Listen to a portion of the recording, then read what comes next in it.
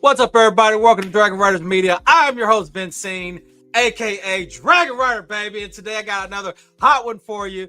Look, if you haven't been paying attention to all of my posts lately, I continuously throw people gems. You need to start paying attention to this stuff, man, because we all holler about mass adoption in crypto, and what better way to do it than for for businesses to hop in.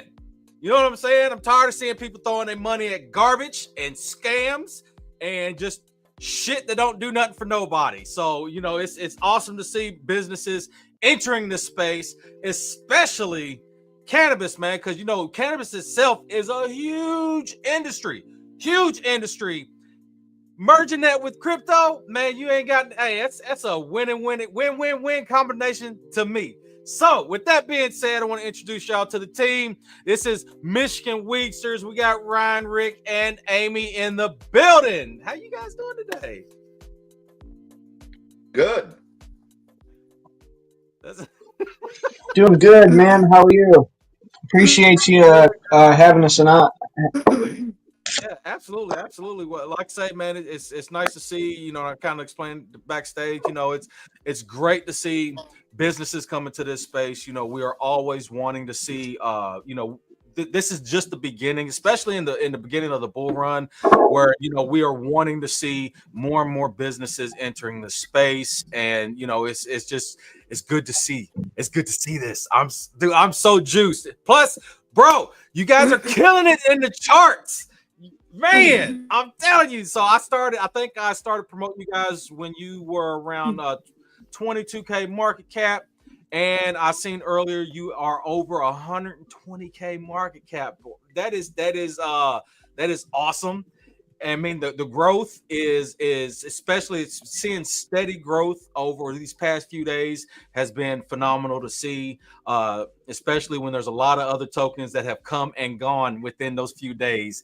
And to see you guys continuing to rock and roll it, it's been awesome to see. So with that being said, let's start with some introductions. Let's start over here with Ryan. So who are you? Where are you from?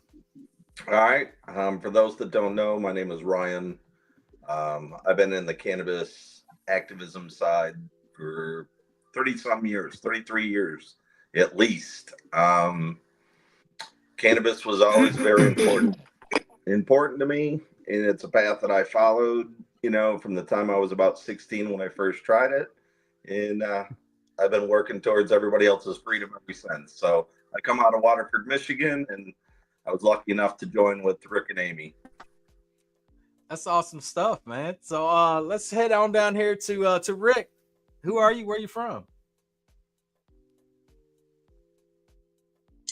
Well, my name's Rick Anstis, and I'm also from this beautiful state of Michigan, and an activist as well. Not as long term as Ryan has been over the years, but that's the beauty about the activist activism in cannabis in this community, is that it's a perpetual heartbeat, and it doesn't matter if the 80-year-old guy that did things in the 60s is here still or not.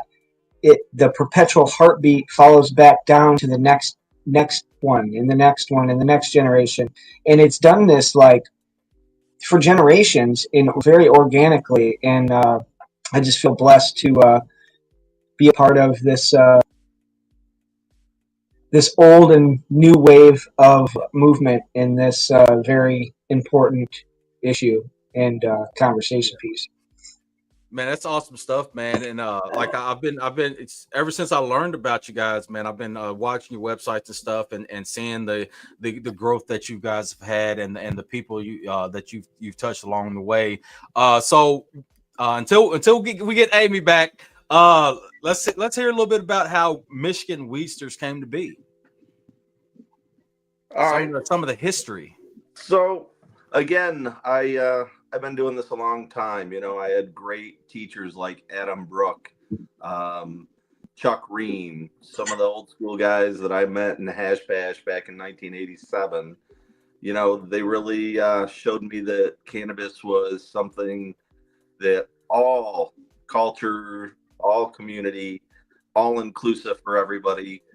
And I finally felt like I found my place. So again, that's what really started this activism. And throughout my activism, you meet people, you come and go.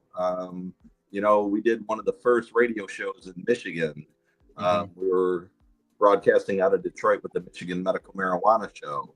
And those connections brought me, eventually to Rick and Amy. And Amy and I really have the same passion for freedom. We come at it from different angles.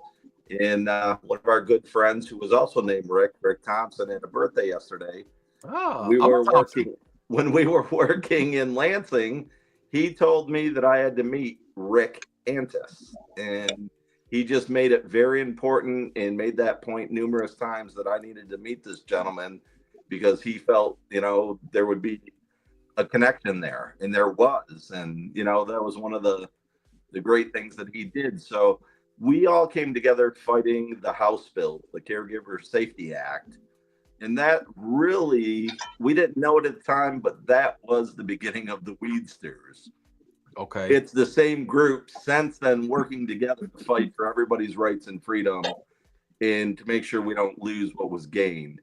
Amy had the forethought, after our initial work together to bring the whole state together and get everybody on the same page so we wouldn't be caught with our pants down the next time lawmakers or business came after us, because it's all about the power of the plant. So Absolutely. with that being said, I see Amy's back. Amy is back. The subject that we were covering is how Weedsters was born. So I gave the background on what led us there, but I think it would be appropriate for you to take over at this point. All right. Oh, I think Amy's froze. Are you froze? I think she's froze. I think she's froze. Oh man. She was slightly froze. Well, I thought she was and she has a very she's dynamic even when she has a very somber somber face going. Hopefully her feet catch up a little bit. She might be a little disappointed that she's not here.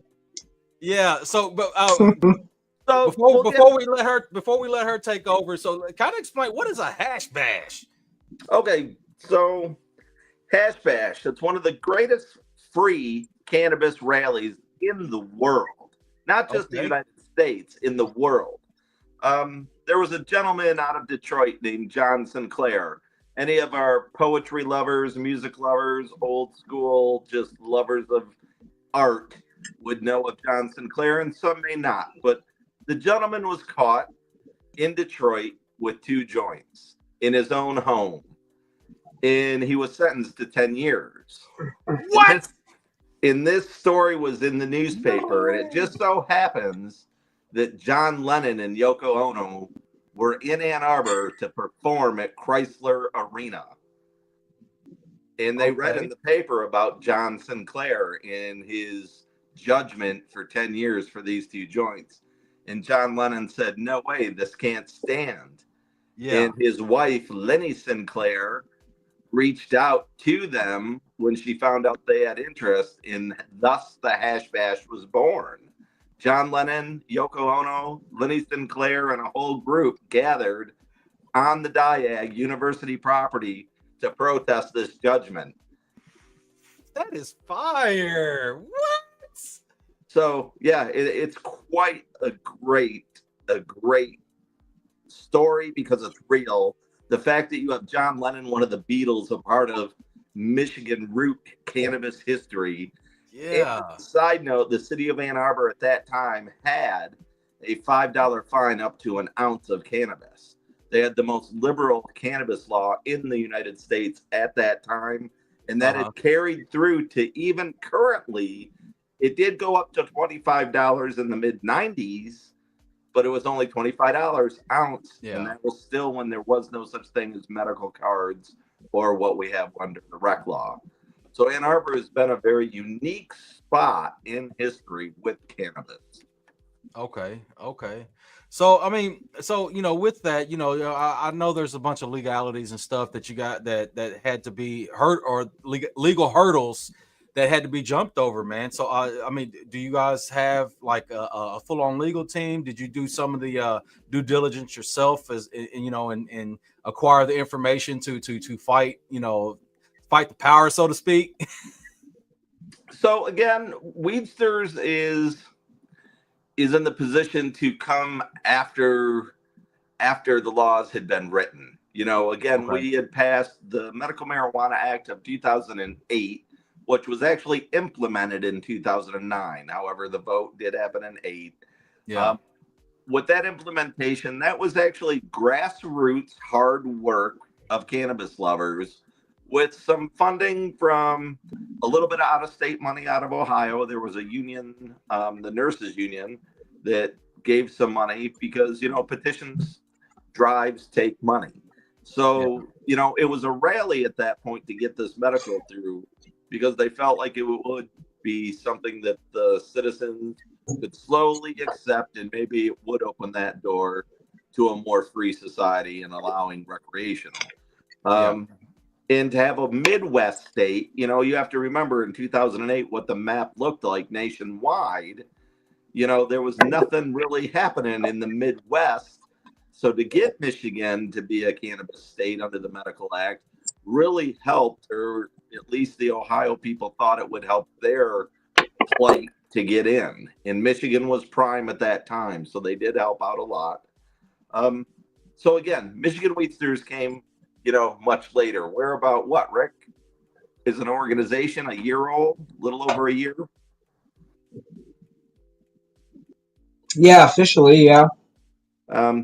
So what we do now is when there's a call to action, when there's some type of injustice that we can, let people know about and try to come to the aid of those people in those municipalities or at the state level or at any level. That's our core job, is to protect those that can't necessarily protect themselves alone. But cannabis in Michigan, if you're from Michigan, you know this already, it's a family. Because again, the way we achieved our laws were people's initiative. Both those laws are grassroots, people knocking on doors, convincing their family and friends to vote right. In a lot of other states may have cannabis rights, but they didn't earn it the way we earned it. Yeah. In the way we earned it created this family. Everybody knows everybody. Rick might know a couple people by name that I don't know, and I might know a couple people by name that he don't know, but we know everybody in this industry because we're a family at the end of the day. And what I found too that was very interesting in the activists and this kind of space was something that Rick Thompson mentioned too, that when you go to the Capitol, when you go do lobby work, when you go talk to House representatives, and even if they're not of your district or you're not a constituent of their district, your voice is as powerful as like 10 to 100 people in your district, because you can generally, especially if you are engaging in your community and people know you like what we have, it comes back. You come back from Lansing and you say, hey, I spoke to House Rep this, and this. And before you know it, those people that support you or support what you're doing, they make that phone call too. They call their House representative, they call their township leaders, and impose the will of the people a little stronger that way. And it's pretty powerful. Politics are crooked and there's crazy left and rights within it, but there's also, I'll say it, I guess, there are also some good leaders amongst all of the bureaucracy and corporate things that, capitalist work that happens within our government. But there are some good people doing, trying to do the right things for their constituencies, and that is their job, and we are the ones to hold them accountable. If we don't, we sit back and watch, and then we make references like, man, why did our attorney general do this? Or I would have never thought that we'd do this. Well, if you're not engaged, then you don't really have a voice. And that's kind of where the Weedster steps in. A lot of people can't get off work on a Thursday to go to the Capitol, or they don't have the means to do some of these things, and we do. And that's what we are grateful for our supporters and the people that donate and help us, drive those initiatives and things that we're doing at the state and now national level.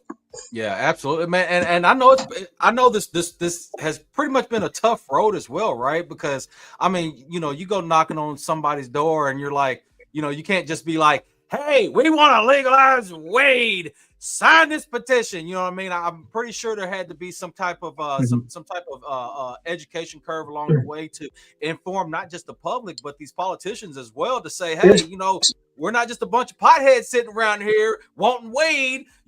We want, there's reasons behind this. You know what I mean? So what kind of discussions did you have? It was remarkable. It was remarkable to watch that. Oh, sorry, just real quick. I thought it was really remarkable to watch the people that did the petitioning and Josie and Brenda Strogans gathering petitions and timelines that they needed to be. The organization of this petition and in this initiative was insane. And yes, coming from dopers or potheads, even more impressive, I believe. Yeah. Okay. Welcome back, Amy. Hi. We'll see how long it works for. I just want to get in a few things before it cuts out again. Okay.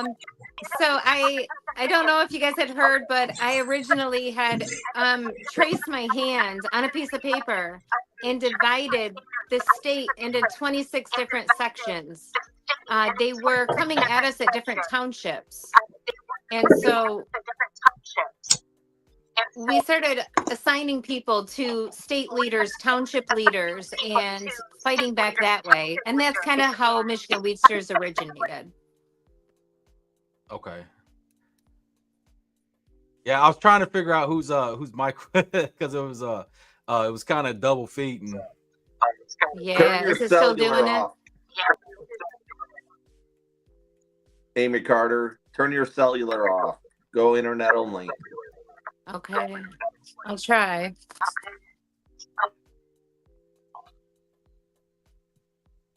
That works.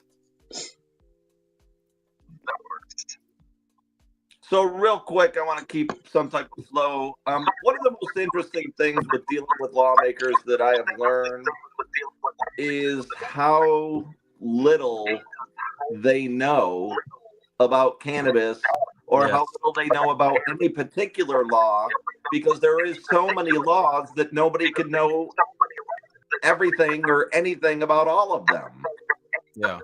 So it's the lobbyist that, bends the ear to the politician that usually is the most informative.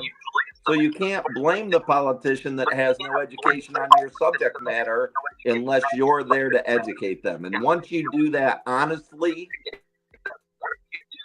you can have dialogue between the two of you.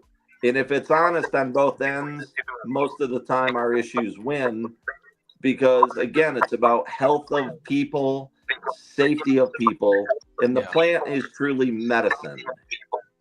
So you can talk about the financial side of it all you want, but that's not the core of the plant. The core of the plant is a healing medicine that people should have access to. Yeah, and absolutely. When you bring it down to that level, you change the dynamic of the argument. You take the drug argument away, the danger element away. I think society too has an idea of sometimes, and we're probably guilty of it as well. The community and cannabis lovers around the world tend to sometimes oppress it instead of just being a voice for it and kind of push it. And that's not something that we really need to do. Like Ryan said, the strongest thing that you can do is give somebody the knowledge and the information, and then give them the free will choice. And, you know, that's what we have in Michigan with our caregiver program and our medical program. People that see their physicians and have a certain option on the table can now lean over to this alternative option, and it's actually licensed and validated through the state is, you know, a program. And I think that choice gives people a lot of strength. Yeah, absolutely. So, I mean, so what was it like, you know, just trying to get inside the heads of some of these politicians? Because I mean, just in the cryptocurrency industry alone, you know, it's been tough to convince people that, you know, this is not a criminal organization, and you know, saying stuff like that. You know what I mean? You know, how tough has it been to get in some of them's head to get them to actually sit down and listen to what you have to say?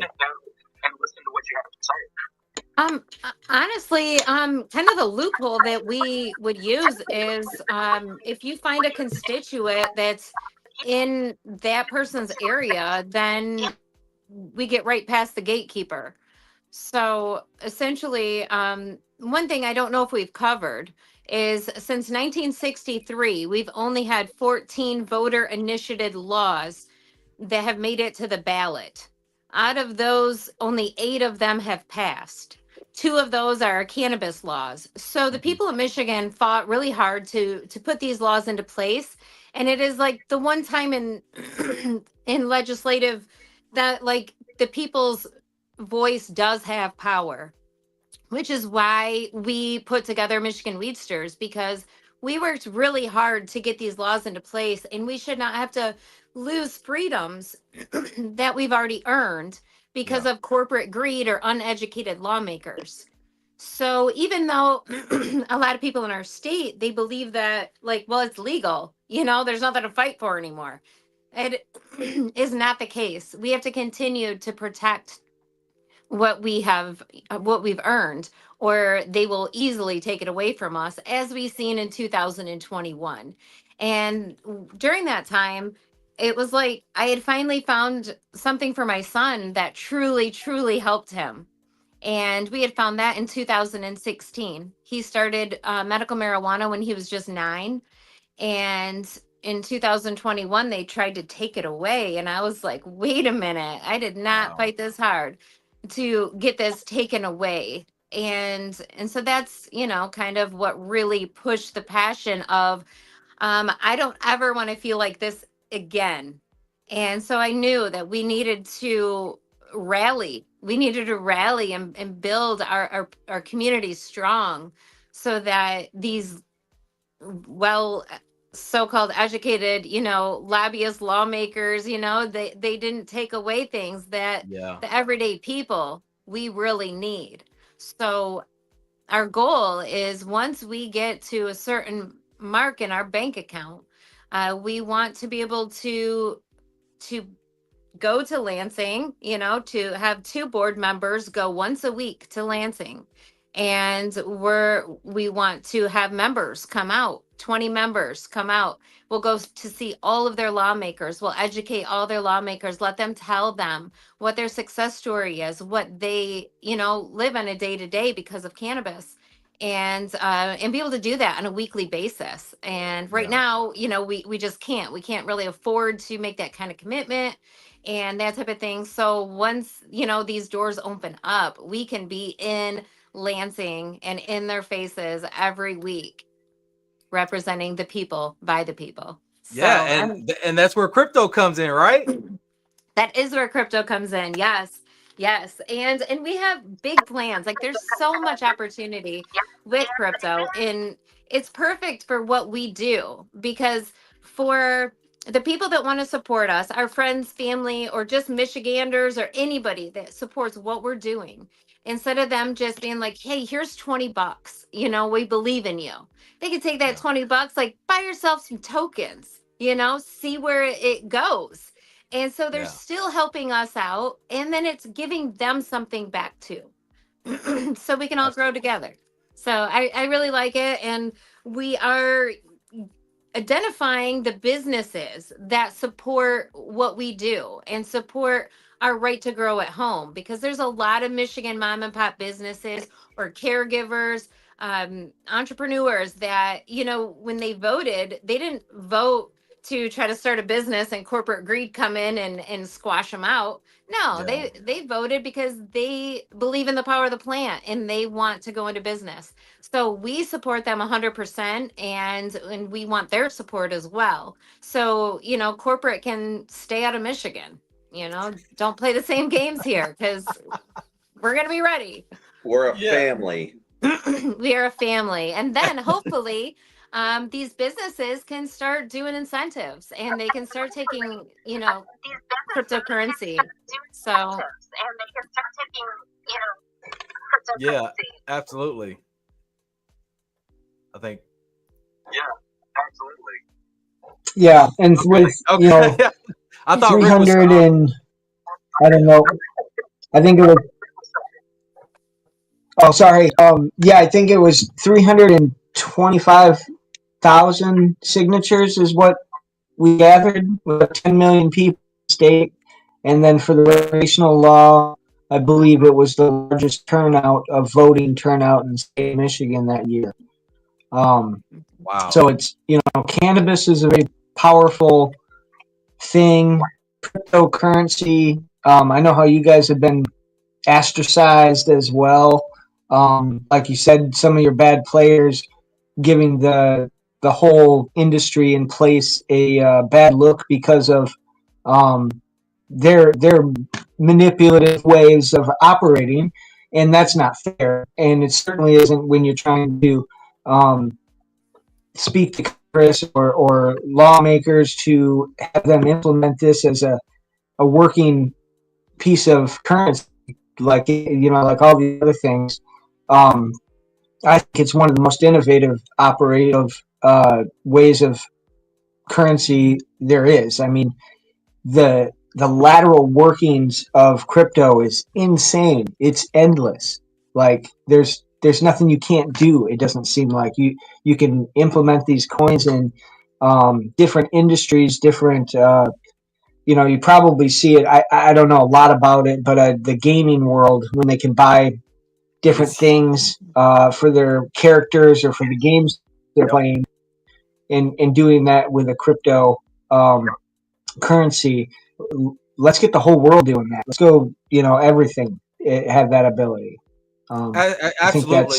That's a and good, a lot of good education thing. comes into play with that, because just like with the crypto world, and with cannabis, the people that don't know, they just go off assumptions and what the mainstream media is telling them. You know what I mean? Oh, it's weed is bad. It's all it is, just a bunch of people that just wants to get high. Cryptocurrency is bad. It's just a bunch of people that wants to trade drugs and traffic people and shit like that. You know what I mean? And it's like, we have to get this education out here that there are legit businesses operating in both of these spaces.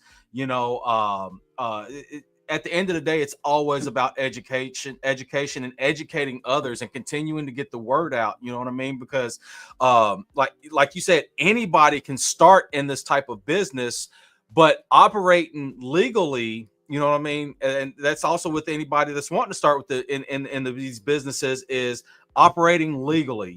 Don't fall into the trends of what's popular and what's going to help you make a quick buck, because usually a quick buck's going to earn your ass a one-way ticket to prison. You know what I'm saying? So, doing what you guys are doing, getting the word out, you know what I'm saying? Getting people to actually vote on this stuff. That's the big thing right there, because you can do all this work and spin your wheels if nobody's willing to take the extra effort with you and go out there and vote for this stuff and talk to those politicians and these lawmakers that, hey, this, you can make a difference in changing our lives. Listen to the people that you're supposed to be listening to, and not these corporate bugheads that's wanting you in their pockets. You know what I'm saying? Like that's the big kicker right there, is getting a hold of somebody that's open-minded enough to say, you know what? I want to listen to what the people have to say. Let's hear it. And then there you go. There is the open door. Yeah. We got a Okay. couple people in the building. Hey, big shout out to everybody showing up to check out Weedsters. These guys are doing some great stuff, some great work. You know what I mean? And look, just like with crypto, you know, you guys are putting the power back into the people's hands, and that's what this is all about. You know, it's oh man, this is exciting stuff. It's exciting time, but especially because dude, you guys are like, not only are you succeeding there, but you're also now succeeding in another industry with what you have. You know, it's awesome to see what you guys. Well, have and this one is symbiotic with this industry is so symbiotic with cannabis that I mean, I know tons of caregivers and various other legacy type people that jumped onto Bitcoin and Doge and all those things really early because they had kind of more cash than they needed, and they couldn't really do a lot with it in banking, and it was difficult, right, for them. So crypto, you know, became a place for them to see success and build their businesses. You know, I know a few guys that couple $1,000s into Bitcoin or whatever, and wound up with 60K or whatever when it was done or something, and that's amazing, you know. Yeah. And they're again kind of like the cannabis industry. There's big turns sometimes, and I've never seen anything like this other than like stock markets, you know. But even with stock markets, they don't have the ability that this has. Stock markets go up and down. They got value because of what they're doing and this and that. But you can't go purchase something with their stock. You can't go engage or be a part of a membership with that stock. It's crypto is very interesting to me. Yeah, it's a great time to be in crypto too, because you know we now have a crypto positive president elect. We now have a crypto positive house.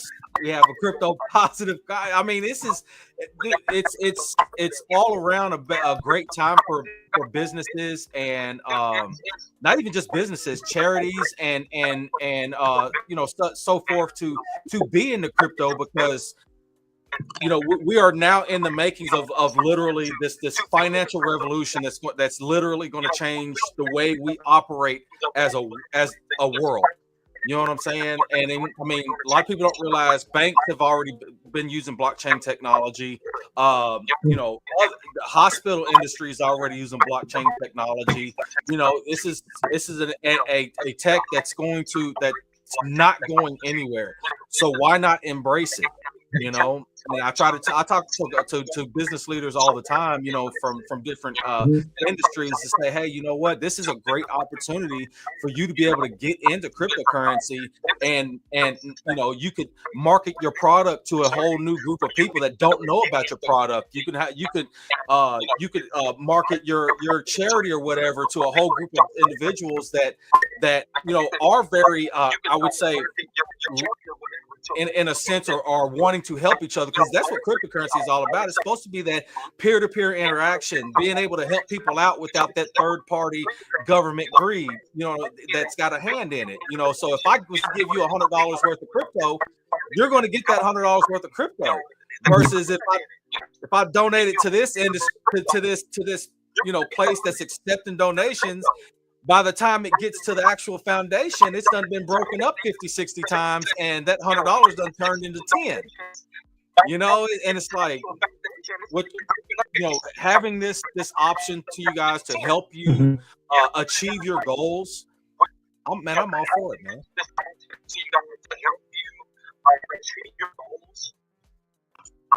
Said they were out here for fighting. Well, I think too that we've been in a kind of a financial crisis in the country,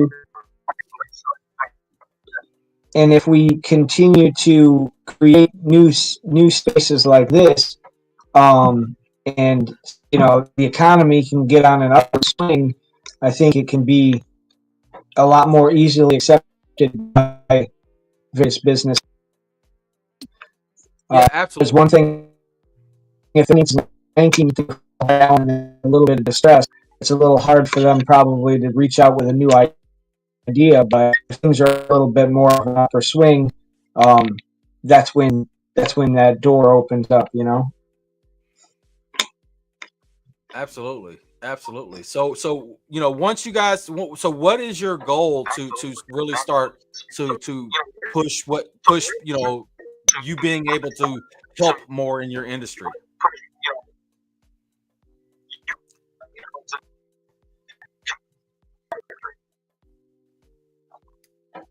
Was that cut out? Um, Amy, you're far muted. as far Okay. as goal wise, Yeah, being so able to. like everybody, Oh, there she is. you see all the time that you have Go ahead. pretty much got charts where it's like, okay, we need this goal to do this, we need this goal to do this. So what's like one of your first initial goals as far as like what you need to get to start what you to start basically doing your visits to was it Lansing? Yep. I would say our first goal is we were to, sign up the members, which we just started signing members up the end of the summer. And we have just over 300 members, so that's pretty good. And then we're going to start signing up the business members. Once we sign up the business members, then we are just going to build those relationships even more, and build the crypto more. And that would be our second goal, is to build our business memberships up. Yeah. And then between that and the crypto, we should be able to start getting to Lansing. We have a proposed date that we want to do a luncheon with the lawmakers, an education luncheon. So we want to try to do that in the beginning of March into February, because we have new state representatives that are taking office in the end of January. So we figure we'll let them get their feet wet about 3 weeks or so, and then we'll go ahead and schedule that luncheon.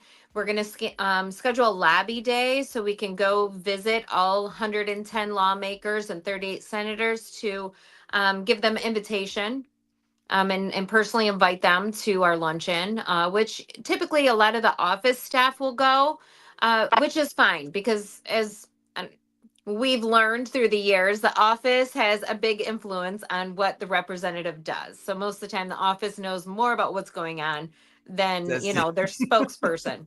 That's usually So, how it goes. yeah. So it's fine if they go. And so, yeah, we're looking forward to that. And then hopefully by that time, we can start doing those weekly stop ins with the lawmakers. Oh man, that's amazing stuff. It's I'm super, like I say, I'm super pumped, and obviously a lot of people in the chats and stuff are super pumped about what you guys are trying to achieve, and you're actively achieving stuff. It's not like you're just sitting here not doing anything. You guys have shown and proven that you are able to get things accomplished. And man, I'm looking forward to seeing more of what you guys have to offer, and especially here in the future, man. Because like I say, it's just, the cannabis industry is getting bigger and bigger and bigger. The crypto industry is getting bigger and bigger and bigger. And it's just these two worlds merged is something beautiful. Yeah, yeah, definitely, definitely. And to add to that, Michigan Weedsters was invited back to Las Vegas for MJ BizCon, which is a big, Ah, huge thing out there. It is December 4th to the 6th, I believe, and we are speaking on December 5th. We are doing the Michigan State Takeover. So we will be there from 3 to 4 on stage, talking about Michigan and our different laws and what the future holds, and what we do and all that good stuff. So I'm excited about that. yeah. And then I'm also a media news correspondent for Pro Cannabis Media, and it is Cannabis Coast to Coast News. We do a weekly news show from we have I think 16 correspondents throughout the United States. So we each give an update every week on what's going on in our state. So I definitely promote Michigan Weedsters when I can, and talk about all the cool stuff that's going on in Michigan, and I'll be promoting our crypto on there as well. So That is fantastic. But all right, so on the flip side of things, because we've talked about all this great stuff, all this the good, the positivity and stuff. Let's have some insight on some of the difficulties that you guys have faced, along this road, because it couldn't have all been great and positive and sunshine and rainbows. Has there been any like major setbacks where it's like you thought you was making progress and then it's like boom, then you got to kind of start from square one and then get back to where you were? Yeah, we've had a lot of different challenges. I mean, like I've been actively working on Jaden's Law, which is the same law that Illinois has called Ashley's Law Okay. since 2018. And it has been introduced 3 times. We actually introduced it at one of our rallies. And we're still working on trying to get it passed. So that's been a difficult challenge. Yeah. Another one is that we are grassroots. We're all volunteers. We've spent plenty of our own money with gas and setting up and doing this and doing that. Like we've been doing this on our own since we came together in 2021. Yeah. So that's been a challenge, but it didn't stop us. It didn't slow us down. We figure it out because and that's another thing is why Michigan Weedsters is going to be successful and why we are successful is because none of us work in the cannabis industry. Well, Jamie does, Wow. but like none of us really make our living. It's our passion. It is. We're going to be in Lansing whether we got $20 to be in Lansing or not. If we got to be there, we will be there.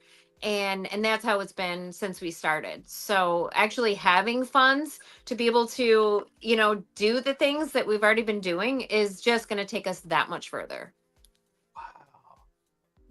Man, I'm speechless right now because that that is so amazing because like man, I've been in crypto for about 5 years now, and I've seen like hopeful, projects come and go, for people that are wanting to, do this and do that and help this and help that. And, for you guys to have accomplished what you've accomplished and, and especially out the goodness of your heart rather than trying to make something off somebody, man, that is, dude, that is awesome. That's what this is. That's what this is about.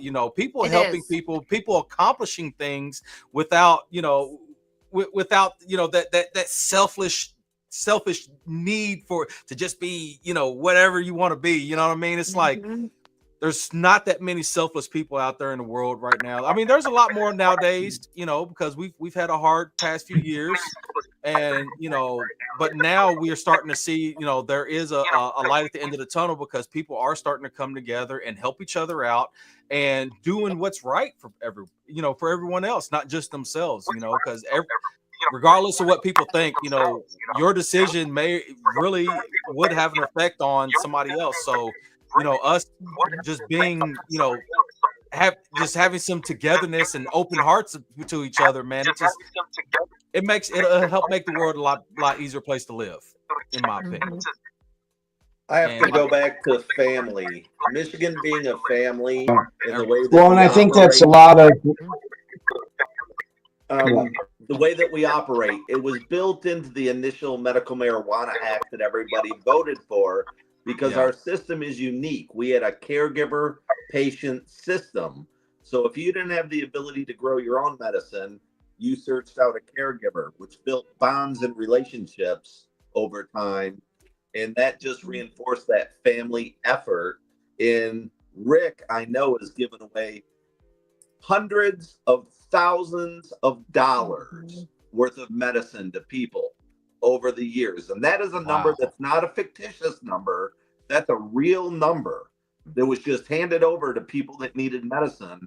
And not to single Rick out, there's brothers and sisters all over the state that had done the same. Yeah. And that's what makes us unique here. So, other people might say, wow, those people give up time out of their own pocket. When we need something, we go to our family and we say, this is our idea. Mm-hmm. This is what we want to accomplish. Please support us in any way you can. And sometimes that's with dollars. Sometimes that's with medicine. Sometimes that's with their time. But everybody chips in where they can. And that's how we've operated for since 2006, and really before, when we were trying to launch the Medical Marijuana Act in this state. It is a true grassroots family, and that's why we are unique to any other state, because they don't have this woven bond with their cannabis brother and sister next to them, which all cannabis people are family. Yeah. But we have this woven bond that's unbreakable at the end of the day. Yeah, if there's somebody that needs medicine, there's caregivers that I could call, and they'll drive 2 hours to take it to meet the person. Like it is pretty remarkable, the people, and that's kind of what really and that's has what been bothering a lot of us, because when they try to dismantle us, some of our community kind of went to retail, or they went here, or they went there, and we're trying to preserve, because we had such a great community, and we still have a lot left. We're bringing back more every day. Well, and it goes back to that core basis of the plant. In her essence, 10,000 years ago, she was here to heal and help the people and the animals of the world. 10,000 years from now, she's going to do the same thing. And all of our verbiage that we put all over, like recreational and medical and this and that, none of that shit's going to matter. She's as consistent and constant as she could be. She always will be. So that in mind, when we do these things monetarily or for monetary gain, all well and good. But first and foremost is that medicine. So if someone comes to me and needs an ounce or needs this or that or what have you, because they're in need, for their physical or what have you, whatever medical need they have that they need it for, we provide it, give it to them. It's not it's not monetary thing. Whatever you want. But to me, when I'm doing things for monetary gain, if I have the opportunity to help somebody, then it's my duty. First and foremost is to help somebody, especially when it's within my means. And here, like Ryan said, we've done very well in the last 10 years as caregivers, being able to produce and provide quite extensive amounts of product to our patients and community. And with that, of course, have come gains, so good that people don't necessarily need day jobs or didn't need day jobs at that point in time.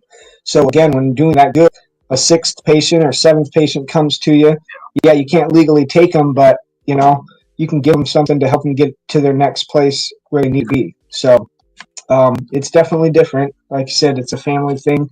Like Ryan also said, these other states don't feel or see this because, again, it's a whole community. So 6 years ago, when I was on essentially the deathbed of a good close friend of mine, administering cannabis to him, we got through a prostate cancer situation and put it back into a remissive state, and he's still here today. That was about 10 years ago.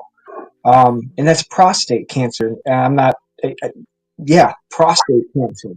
That takes people violently and quickly.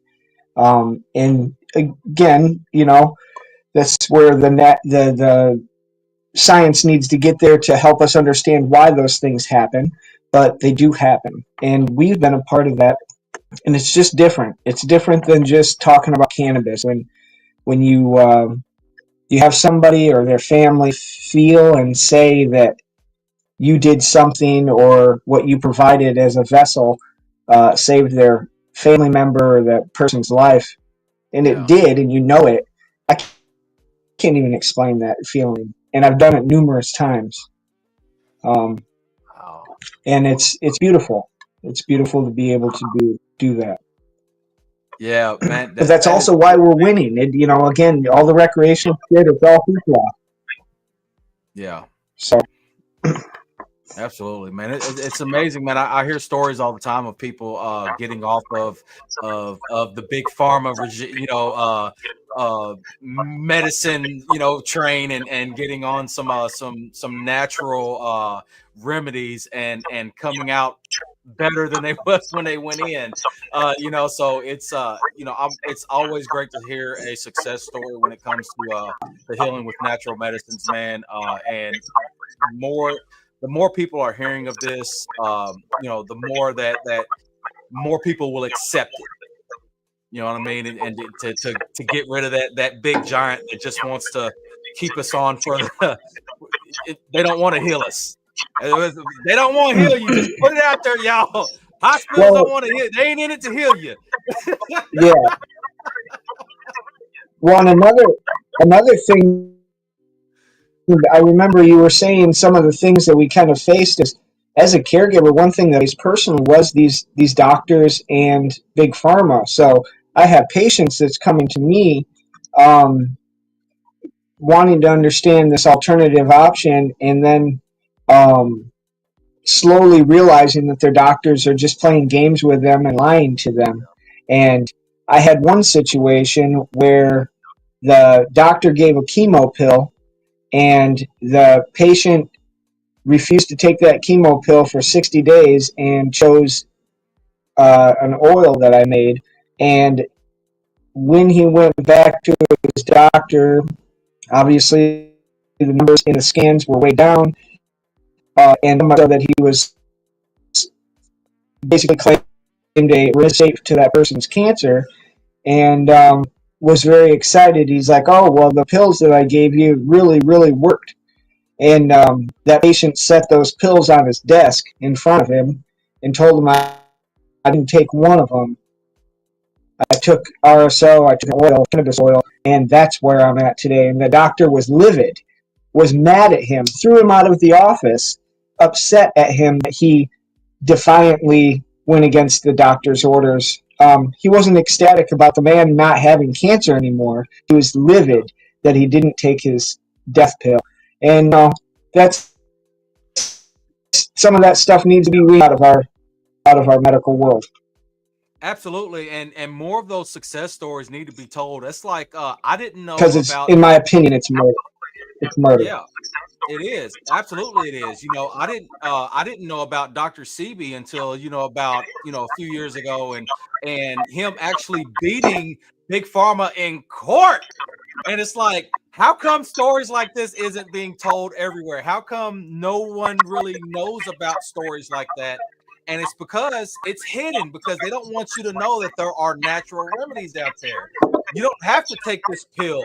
You don't have to take this treatment that they done cooked up in a lab somewhere. Like literally, the earth has provided what you need to heal yourself. And even me and my wife, we've made lots of big changes in not just our diet, but the way we treat ourselves, because we're tired of constantly having to take medicines for stuff. Like I have gout, you know what I mean, and like I can't take conventional medicines because like I actually have a blood condition where I'm allergic to like ibuprofen and shit like that. You know what I'm saying? But doctors didn't take the time to say, hey, you're allergic to ibuprofen. They say, oh, well, you know what? That didn't work. Try this. That didn't work. Try this. That didn't work. Try this. And I'm like, something's got to give. You know what I mean? And come to find out, like I started taking these because I can't take cannabis because I'm an elevator mechanic and I can't partake. But I have found fungus. These fungi medicines that I've been taking, and I haven't had any kind of gout flare up. or anything. I stopped taking the medicine that Doc gave me. You know, I get a message saying, "Hey, you got a refill." You know, I don't even. I get a message saying, "Hey, you got a refill." I Well, it's more of those stories that need to be told in this Right. world, because people, the more of those stories masses that really need to do be not told. know Mhm. that there's other ways to handle you know, your health. The Because at the end of the day, it is your health. You know what I mean? And ways to handle when, your health. trusting People- your health to people that are Your in it health. for profit. Your health to people that are in it. Before World War II, people used plant medicine for everything Before around their World house. War II, This whole country was plant on plant medicine medicine. You didn't go to the everything around their pharmacy; it just wasn't done. this whole country What was you on plant ate, medicine. what you had access didn't go to to, the pharmacy, those it were just the wasn't- things that healed you and made you better. Yeah. Yeah, absolutely. And you know, and then like I say, so what kind of difficulties are you coming across with because you know now you're in the world of crypto, and to help assist you in your guys' mission, like how was that received within your community? Were people like, yeah, that's awesome, or they're like, oh no, that's scam stuff? I would say the majority was interest, just Okay. pure interest. You know, how does it work? What can I do with it? You know, what is the benefit to you if I buy? You know, there was just interest. I really didn't see a lot of scam talk. You know, there was one or Yeah. two people that are like, oh, it's a pyramid scheme, it's this, it's that, and it's like, It's hey, magic man, money. It's you can't it's like spend this. it. It's either the Rubik's Cube and it's a fad and it's going to go away, or it's the horseless carriage and it's the way of the future. Yes. You know? So I'm not a fortune teller and I don't know everything, but what I do know is that I believe in the gentleman that introduced me to it. I believe in what they, you know, what's in their hearts. At the end of the day, they're not in it to, you know, self-enrich. It's about enriching a community, a people, in making honest money. Yeah. Which a lot of people, you know, will do whatever it takes to put $1 in their pocket. I don't want to be a part of anything like that. That's not how I operate. Yeah, absolutely. And like I say, you know, and kind of touched on it before that, you know, cryptocurrency has the, you know, has the power to help. You know what I mean? Especially in cases like this where you guys, you know, are on a mission to accomplish things, and you know, cryptocurrency is definitely a way to help you guys out. Not only just that, but you know, it could also help. Say, you know, you have somebody that you know that decides, you know what, I want to help you guys out. I want to participate and buy your token, and then next thing you know, they look in their wallet later, which may or may not, because we don't promise profits around here. You can't do that. But you know, maybe later on down the road, they go to look and like, you know what, I invested in these guys, I helped them out, and they look down later on down the road, and they're like, oh my god, now I can pay my light bill. Or you know, I needed this new roof on my house, and now I can do this. You know what I'm saying? Like that's literally it's not out of the realm of what can be accomplished. I mean, we've seen this with your buddy's token, and I'm gonna tell you what, man, it's definitely a in my opinion, is definitely a way that's going to really not only help you but help your communities in way more ways than what they may realize. And I'll even play devil's advocate. You know, let's say, you know, that it doesn't work out that way. That, you know, at the end of the day, you broke even, or you didn't walk away with extra, but Yeah. you still put that money towards something that did change people's lives, because every day we're out there making a difference to create freedom. Everybody needs to understand that no matter what this coin does or doesn't do, you're helping move the needle of freedom for everybody in this state, which trickles around the world. It's a Absolutely. drop in a pond, and that ripple goes everywhere. Because Absolutely. everybody that's here right now, and some of the team that isn't, we live cannabis every day. This isn't, we're not here for this podcast, this is an every day. We get together, we talk all through the week. There's always something that needs to be done. So anybody that wants to be a part of this, you have to understand that no matter how this turns out at the end of the day, just by participating, you're doing great work. You can't lose, is what I would say. There is no lose in this because you're helping us move the ball forward for everybody's freedom. Absolutely. Oh, and you know, while I'm talking to you guys, the one thing I will say, because I want to make sure people are able to get to the correct destinations on your socials and stuff like that. So the website is MichiganWeedsters.com with an S. It's in the descriptions and such. But if you scroll down, I would highly suggest you fix the links to the Facebook, Instagram, and Twitter, because it goes to like, I think, the website builder, not your websites. It goes to Wix something. It's not to your stuff. So just to help people so they're not going off into crazy directions. Just that would be one thing I would say to help alleviate that. And then at the same time, putting on there also how to buy the token. Or whatnot, where to go and stuff like that. I mean, there are resources available for anybody listening to this, watching this. There are resources available. You can reach out to the team. You can reach out to me, or anybody else that can help direct you to the right place to get into something like this. Weedsters obviously is not this is not your fly by night thing that you probably have thrown money at and lost out on. This is a team that's actually on a mission. They've been on a mission for some years now, and they've actually been able to accomplish some things. So for those of us in crypto, it's time to open up them wallets, baby. Don't be cheap. No, I'm just playing. But no, seriously, this is definitely a way, because like I said, we've seen a lot of charity, and we're going to help some people tokens come about throughout these years, and just about, I would say 99% of them are gone because they was not doing what they're supposed to be doing. And this team has already been doing it before crypto. So just understand the big difference. They've already been doing it and have accomplished things before crypto. But now they're in crypto. It's time for our crypto family to help out our cannabis family. We are all one big family nowadays, and we are all in this to help each other. So definitely, we want to continue to see Weedsters grow and continue to accomplish the great things that they've already been able to accomplish. So definitely, if it's right for you, check it out. And if you decide to help out and be a part of the community, definitely hit that buy button,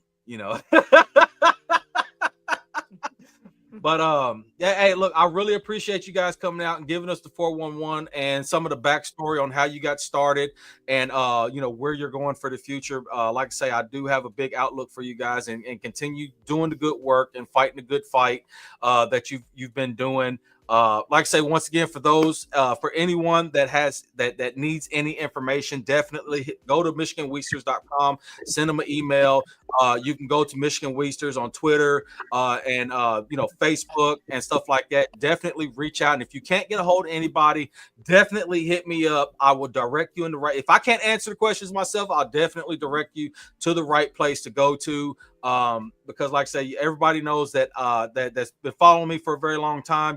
That I do everything I can to support the legit businesses out here that are trying to do the right thing and are just operating in a space of, especially when they're helping people. I'm all about that.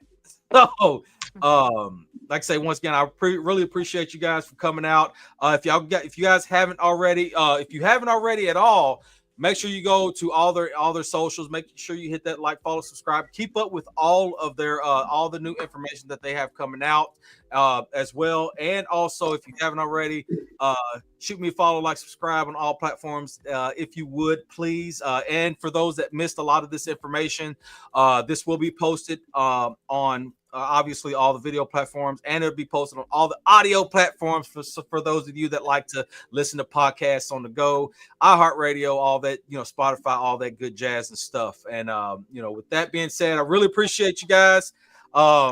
Thank you for coming out, giving us the information, and definitely thank you for joining the crypto community, baby. We need more businesses and people like you to come get the knowledge, come into the space. And also, you are not only just you haven't just educated yourself, but you also educated a lot of people that were curious and sitting on the sidelines of crypto, wondering what this magic token and monies is all about. But it's like I say, at the end of the day, it's always education. So like I said, continue the good fight. Appreciate y'all. Thank you for everyone that came out, stopped by, check this out, and we will see y'all later. Even when you feel low, you can still go. Even when you feel slow, you can still go. Even when there's no hope, you can still go. I never answer to no, man, I still go. Go, go, go, go, go, go, go, go, go, go, go, go. Hustle hard, hustle every single day. I'll be making moves till I'm buried in my grave. To the system, I don't wanna be a slave. I've been doing